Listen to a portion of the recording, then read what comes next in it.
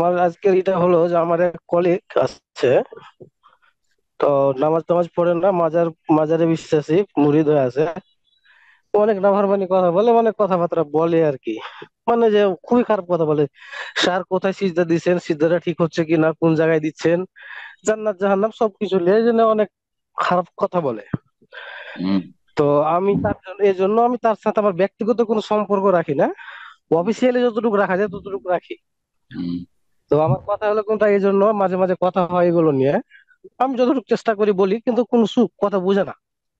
হুম। তো পরবর্তী আমাকে আমার অন্য এক কলিগ আমাকে হাদিস দিয়ে আমাকে একটু আক্রমণ করছে। সে আক্রমণটা হচ্ছে এরকম যে আপনি 3 দিন মুসলিমের সাথে কথা না বললে মুসলিম থাকে না, এ অনেক পাপ। তা আপনি ওর সাথে কথা বললেন না, তাহলে আপনি কেমন মুসলিম? আপনি তো মুসলিম না। মানে আমাকে এভাবে আক্রমণ করছে হাদিস দিয়ে। তো আমার কাছে কথা হলো কথা হলো যে মানে তিন মুসলিমের দিন সাথে যদি মুসলিম কথা না বলে তো মুসলিম থাকে না, এটা তো জাহেল মূর্খর কথা, তো গন্ড মূর্খ। এভাবে হ্যাঁ, আমাকে আক্রমণ করে। যদি আমার কাছে প্রশ্নটা, একজন মুসলিমের সাথে কথা না বলে তাহলে সেই ব্যক্তি গুনাহগার। হ্যাঁ, জায়েজ নয়, নাজায়েজ কাজ করলো, সে গুনাহগার ফাসিক বলতে পারে, কিন্তু সে মুসলিম থাকে না, এটা তো একটা মূর্খের কথা। মানে ইসলাম আমাকে সমর্থন। এভাবে আক্রমণ আমাকে এভাবে আক্রমণ করছিল সেদিন যে আপনি তো মুসলিম আচ্ছা না, আচ্ছা, আপনি একজনকে আপনার ই প্রশ্ন কি করেন। তাই বলেন, প্রশ্ন বলেন। এই যে আমার প্রশ্নটা হলো যে মানে যে ওই হাদিসের অনুযায়ী কোন রকম ক্যাটাগরির মুসলিমরা পড়বে? এটা আমার তো মুসলিম না। যেই ব্যক্তি ইসলামকে নিয়ে বিদ্রুপ করছে, আপনি ইসলাম পালন করছেন অথবা ইসলামের কথা বলছেন, সেই জন্য তুচ্ছ তাচ্ছিল্য করছে, সে তো কাফের।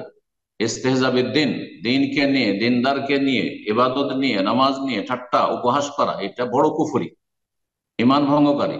তারপরে সে এত এত নামাজ পড়েন না, সে কাফের।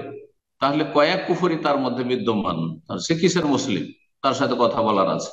তবে অফিসিয়াল ক্ষেত্রে, দুনিয়ার ক্ষেত্রে, ব্যবসা বাণিজ্যের ক্ষেত্রে আমরা মুসলিমের সাথে সম্পর্ক রাখছি। ওই রকম সম্পর্ক, ভালোবাসার সম্পর্ক, অন্তরের সম্পর্ক জায়েজ নয়। ইমানি ভ্রাতৃত্ব তার সাথে নেই। কোন মোরতাদ বেনামাজি ব্যক্তির সাথে টোটালি নামাজ পড়ে না অথবা ইসলামকে নিয়ে তুচ্ছ-তাচ্ছিল্য করে সেই ব্যক্তি বা মোরতাদ, তার সাথে অন্তরের ভালোবাসা হারাম।